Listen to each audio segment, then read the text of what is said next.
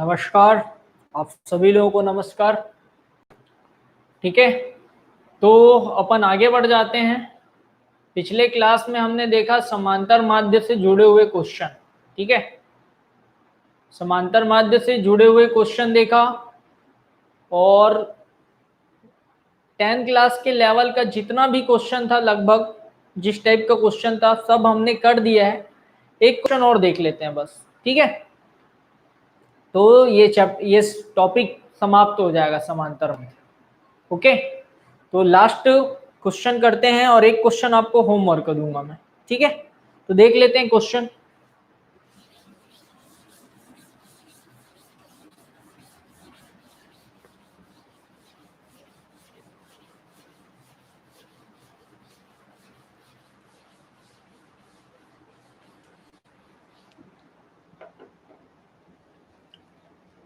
तो question note करेंगे आप लोग नोट करेंगे।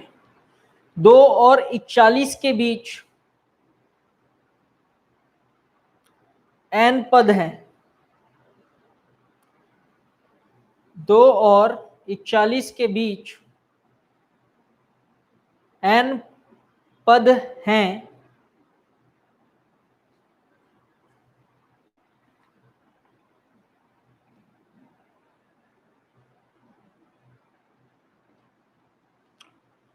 दो और 41 के बीच, उसी के आगे 2 और 41 के बीच के चौथे व n-1वें, चौथे व n-1वें, ठीक है, n-1वें पदों का अनुपात, n-1वें पदों का अनुपात 2:5 है। 2:5 है, तो n का मान ज्ञात कीजिए। तो n का मान ज्ञात कीजिए। ठीक है, तो समझेंगे क्वेश्चन को। क्या बोलता है बेटा, 2 और 41 के बीच n पद हैं।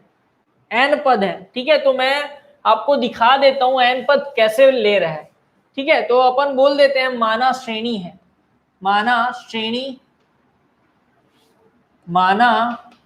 श्रेणी है। तो 2 और 41 के बीच बोल रहे हैं ना, तो 2 और 41 के बीच में n ठोक पद ले लूंगा। 2 और यहां पे लिख दिया मैं 41। ठीक है, अब 2 और 41 के बीच कितने पद हैं? n पद हैं। तो a1, a2, a3, dash dash dash, और लास्ट में कौन लिख देता हूं? an। क्या लिख दिया हूं मैं? an।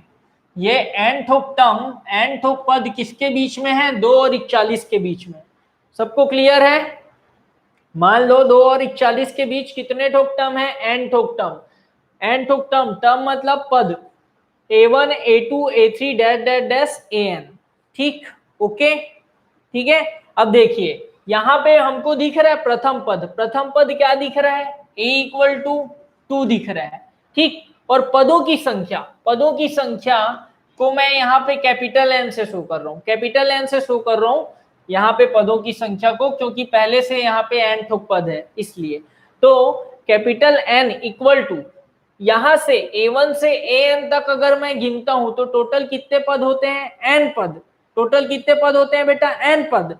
अब और उसी में 2 और 41 को भी जोड़ दूं, मतलब 2 और 41 को भी गिन लूं मैं, तो कैपिटल N इक्वल टू क्या मिलेगा? n+2 मिलेगा। लाइन क्लियर है? ठीक, देखो मैंने क्या कहा, 2 और 41 के बीच में हमने n ठोक माध्य लिया है, n ठोक पद लिया है ना।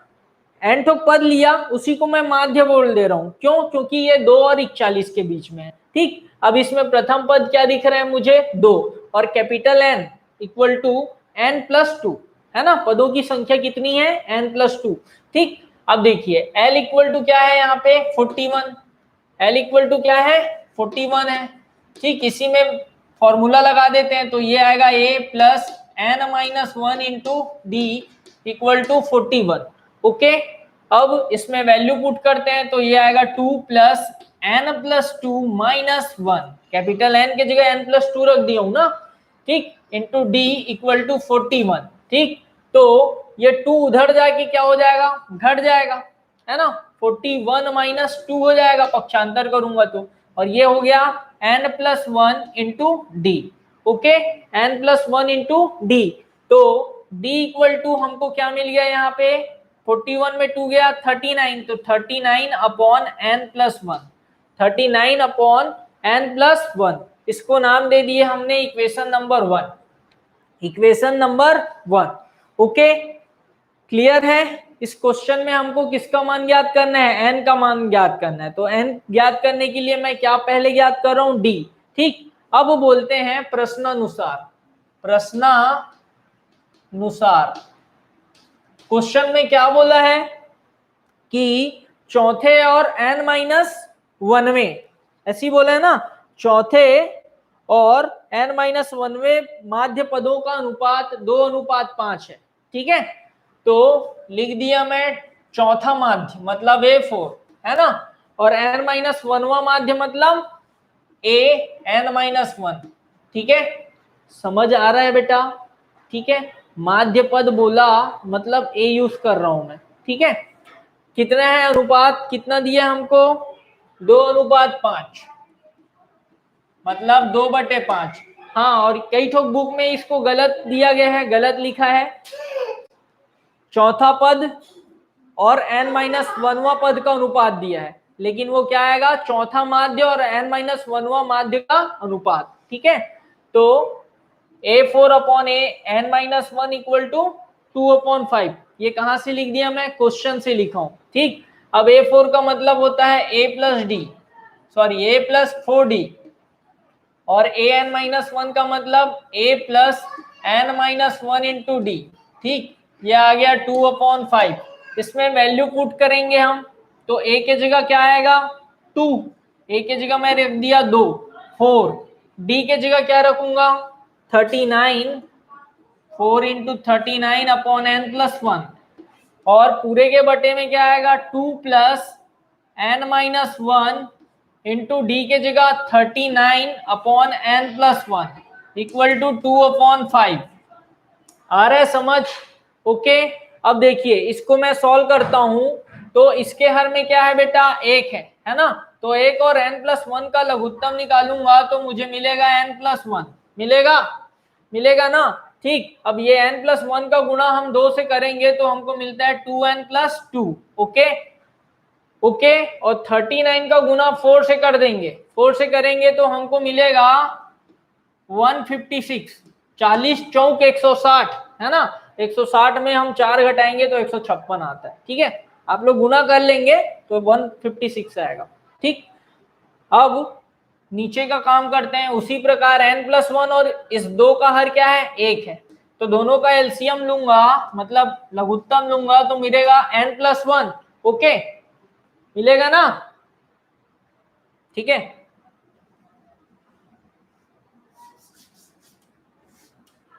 ये हमको मिल गया है n+1। ठीक, अब देखिए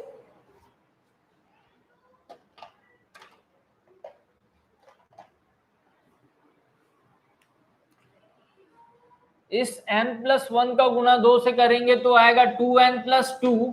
ठीक, n-1 का गुना 39 से तो 39n-39। ओके, क्लियर है बेटा।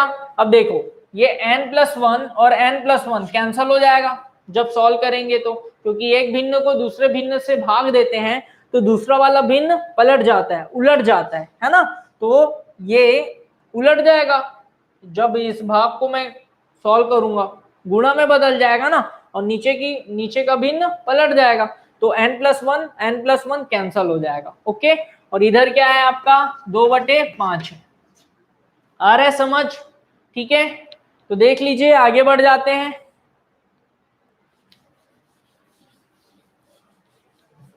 अब ये सॉल्व करने पर हमको मिलता है 2n + 158, 156 और 2 158 बटे 2n, 2n + 39n कितना हो जाएगा 41n, और 39 में 2 जाएगा तो मिलेगा -37 इक्वल टू 2/5।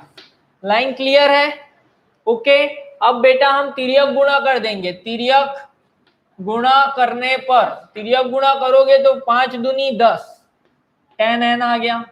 5 का गुणा 158 से करोगे तो क्या आएगा देख लो,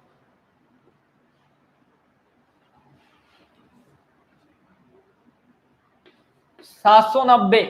158 का गुणा 5 से किए तो 790 आ रहा है। ठीक उसी प्रकार 2 से गुणा करेंगे ये पूरे का तो हमको मिलेगा 41 दूनी 82 n, है ना, 82 n, और 37 टू जा 74, तो -74। क्लियर हो रहा है?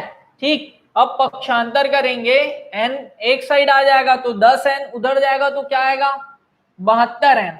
72n घटा दूंगा ना मैं 82 में, ठीक, और ये माइनस इधर आके प्लस हो जाएगा, प्लस होगा तो ये हमको क्या मिलेगा 864। क्या मिलेगा बेटा 864। अब पक्षांतर करोगे तो n इक्वल टू आएगा 864 अपॉन 72।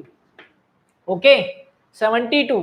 अब ये ऊपर नीचे दोनों को काटेंगे, मतलब 864/72 काटेंगे तो आंसर आएगा आपका 12। काटने तो सबको आता होगा, है ना, क्योंकि 10th क्लास है, फिर भी काट के दिखा दे रहे हैं। देखो 864/72 है ना, तो हम सरल का यूज करते हैं। एक काम करता हूं, ज्यादा छोटा भी नहीं और ज्यादा बड़ा भी नहीं, थोड़ा सा मीडियम साइज लेते हैं, मतलब मीडियम अंक लेते हैं।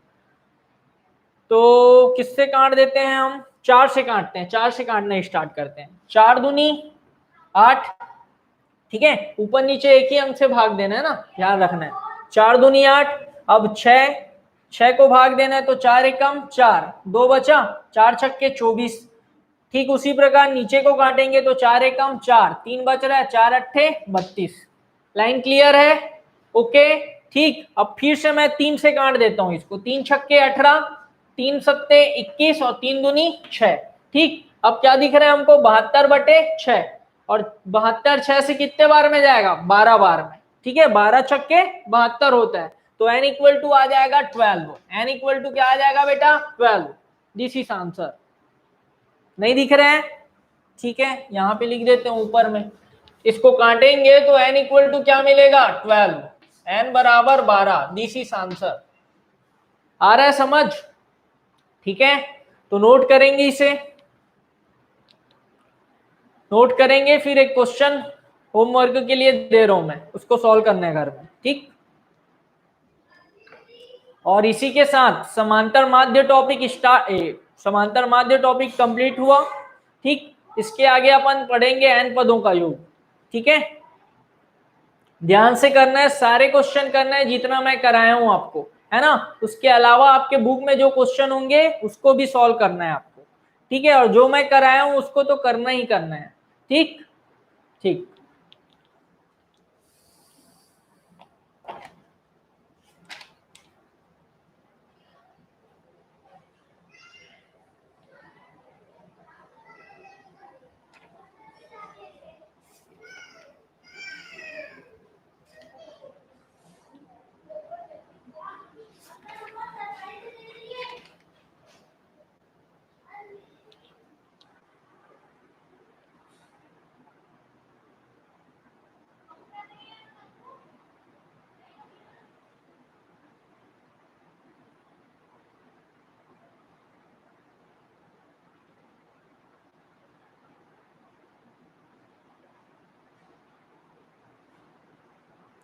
तो होमवर्क का क्वेश्चन नोट करेंगे, हाँ इसको नोट कर लेंगे फिर उतार लेंगे, है ना।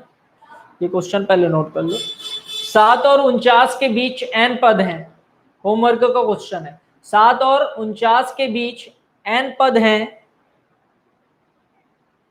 यदि पांचवें और n-1वें, यदि पांचवें और n-1वें माध्य पदों का अनुपात 5:4 हो, 5:4 हो, तो n का मान ज्ञात कीजिए, तो n का मान ज्ञात कीजिए। ओके